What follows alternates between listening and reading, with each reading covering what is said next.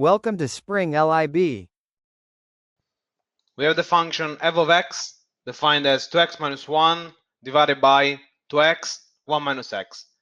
So I've plotted the graph of the function as a function on R, and we're asked to show that f, when restricted to the interval 0, 1, defines a bijection between the interval 0, 1 and the set of real numbers.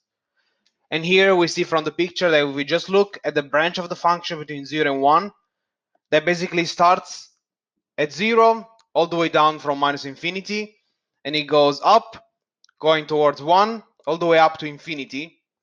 And the idea is that it's strictly increasing, so it only touches every single point once, and also it touches all the y's because it starts from minus infinity and goes to up plus infinity, and so it must touch every point. So that's the idea. Let's show that by first computing the derivative of x. This is, well, the square of the denominator, and then in the numerator we have the derivative of the numerator that multiplies the denominator, minus the numerator that multiplies the derivative of the denominator.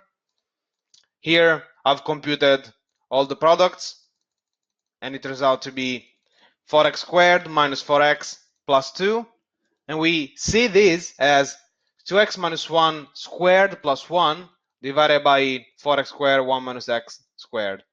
And the main observation here is that this derivative is always positive, because in the numerator we have a square plus 1, so that's definitely positive, strictly positive, and in the denominator as well we have a positive number which could be at most 0, in which case we have, well, plus infinity, so we know the derivative is always 0.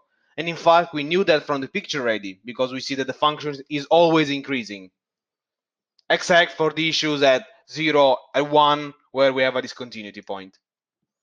So now that we know that the function is always increasing, we also observe that the function is continuous on the intervals minus infinity to 0 excluded, then on the interval 0 to 1 without the extremal points, and from 1 to plus infinity. And of course this is because f is defined as a ratio of polynomials, so it must be continuous except for the points where the denominator vanishes. And in this case we see merely that those points are 0 and 1, because 0 is a 0 of 2x and 1 is a 0 of 1 minus x. And also we see that from the picture that we have, where we have the vertical asymptotes. So in particular, if we look at f as a function only from 0 to 1, so I use this symbol to say f restricted to the interval 0, 1, well, this function is continuous and is strictly increasing, because we computed that the derivative is strictly positive. And also, if we take the limit to 0 from the right of this function, we see that that's minus infinity. And we take the limit to 1 from the left of f, that's also plus infinity.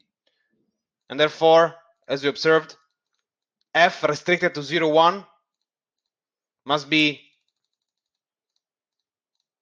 injective because it's strictly positive, and surjective because it goes from minus infinity to plus infinity in a continuous way. So it must touch every single real point.